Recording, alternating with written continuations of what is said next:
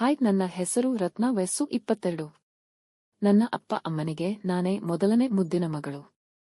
ಒಬ್ಬಾಕೆ ಮಗಳೆಂದು ಮುದ್ದಾಗಿ ಬೆಳೆಸಿದರು. ಅಪ್ಪ ಅಮ್ಮ ನಾ ಕೇಳಿದ್ದನ್ನು ಯಾವುದೂ ಇಲ್ಲ ಅನ್ನಲಾರದೆ ಕೊಡಿಸ್ತಿದ್ರು. ನನಗೆ ಸಾನ್ವಿ, ಸಾತ್ವಿ ಅಂತ ಇಬ್ಬರು ಗೆಳತಿಯರಿದ್ದರು. ಯಾವಾಗ್ಲೂ ಎಲ್ಲರೂ ಜೊತೆಯಲ್ಲೇ ತಿರುಗಾಡುತ್ತಿದ್ವಿ. ಒಂದು ದಿನ 3 ಜನ ಟಿವಿ ನೋಡುತ್ತಾ ಕೂತಿದ್ವಿ. ನಮ್ಮ ಅಮ್ಮ ಅಡುಗೆ ಮನೆಯಲ್ಲಿ ಅಡುಗೆ ಮಾಡುತ್ತಿದ್ದರು. ಅಪ್ಪ ತೋಟಕ್ಕೆ ಹೋಗಿದ್ದರು. ಅಮ್ಮ ಅಡುಗೆ ಮನೆಯಿಂದ ಹೊರಗೆ ಬಂದು ನನ್ನ ಪಕ್ಕದಲ್ಲೇ ಟಿವಿ ನೋಡುತ್ತಾ ಕೂತ್ರು. ಆಗ ನಮ್ಮ ಅಮ್ಮನ ಗೆಳತಿಯೊಬ್ಬರು ಫೋನ್ ಮಾಡಿದರು. ನಾಳೆ ಜಾತ್ರೆ ಇದೆ, ಹೋಗೋಣ ಬರತೀಯಾ ಅಂದರು. ಅದಕ್ಕೆ ನಮ್ಮ ಅಮ್ಮ ಆಯ್ತು ಬರತೀನಿ ಅಂದರು. ಹೋಗೋಣ ಅಂದ್ರು. ಆಗ ನಾನು ನಿನ್ನ ಜಾತ್ರೆಗೆ ಬರ್ತೀನಿ, ಕರಕೊಂಡು ಹೋಗತೀಯಾ ಅಂತ ಕೇಳಿದೆ. ಆಗ ಅಮ್ಮ, ನಿಮ್ಮ ಅಪ್ಪನ ಕೇಳಮ್ಮ, ಅವರು ಕರಕೊಂಡ ಹೋಗ ಅಂದ್ರೆ ನಿನ್ನ ಕರಕೊಂಡ ಹೋಗ್ತೀನಿ ಅಂದಳು. ಸರಿ ಅಮ್ಮ ಅಂತ ನಾನು ಅಪ್ಪ ಬರುವ ದಾರಿಯನ್ನೇ ಕಾಯುತ್ತಿದ್ದೆ. ಸಂಜೆ ಹೊತ್ತಿಗೆ ಅಷ್ಟರಲ್ಲಿ ಅಪ್ಪ ಕೂಡ ಬಂದರು. ಆಗ ಅಪ್ಪ, ನಾನು ನಾಳೆ ರಾತ್ರಿ ಅಮ್ಮನ ಜೊತೆ ಜಾತ್ರೆಗೆ ಹೋಗ್ತೀನಿ ಅಂತ ಕೇಳಿದಾಗ ಅಪ್ಪ ಕೂಡ ಆಯ್ತು ಮಗಳೇ ಹೋಗು ಅಂದ್ರು. ಅಂತೂ ಅಪ್ಪನ ಕಡೆಯಿಂದ ಗ್ರೀನ ಸಿಗ್ನಲ್ ಸಿಕ್ಕಾಯ್ತು ಅಂತ ಖುಷಿಯಿಂದ ಎಲ್ಲರ ಜೊತೆ ಊಟ ಮಾಡಿ ಮಲಕೊಂಡೇವು.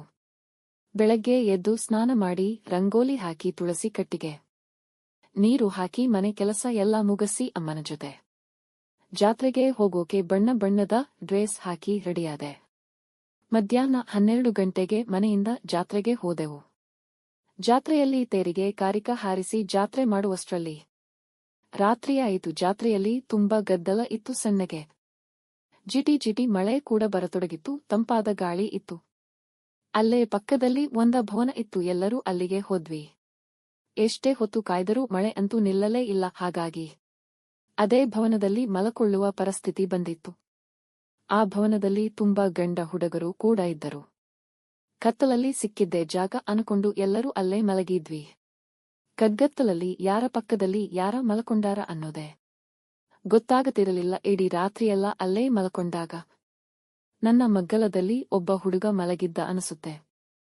ನನ್ನ ಕೈಬಳೆ ಸದ್ದು ಕೇಳಿ ಒಂದು ಹುಡುಗಿ ಅನ್ನೋದು ಅವನಿಗೆ ಗೊತ್ತಾಗಿತ್ತೇನೋ ಅನಿಸುತ್ತೆ. ರಾತ್ರಿ ಎಲ್ಲ ನನ್ನ ಜೊತೆ ಚಕ್ಕಂದ ಆಡಿದ ನನಗೂ ಏನೋ ಒಂಥರ ಮಜವಾಗಿತ್ತು.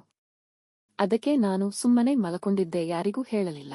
ಅಲ್ಲಿಂದ ಇಲ್ಲಿವರೆಗೆ 6 ತಿಂಗಳವಾಯಿತು. ಆದರೆ ನನ್ನ ಹೊಟ್ಟೆಯಲ್ಲಿರೋ ಮಗುವಿಗೆ ತಂದೆ ಯಾರು ಅಂತ ಇನ್ನು ಗೊತ್ತಿಲ್ಲ. ಆ ಮಗುವಿನ ತೆಗಿಸೋಕು ಮನಸ್ಸಿಲ್ಲ ಗೆಳೆಯರೇ. ನನ್ನ ಕತೆ ಕೇಳಿದ್ದಕ್ಕಾಗಿ ಧನ್ಯವಾದಗಳು. ದಯವಿಟ್ಟು ನನ್ನ ಚಾನಲ್ ಸಬ್ಸ್ಕ್ರೈಬ್ ಆಗೋದನ್ನ ಮರೆಯಬೇಡಿ.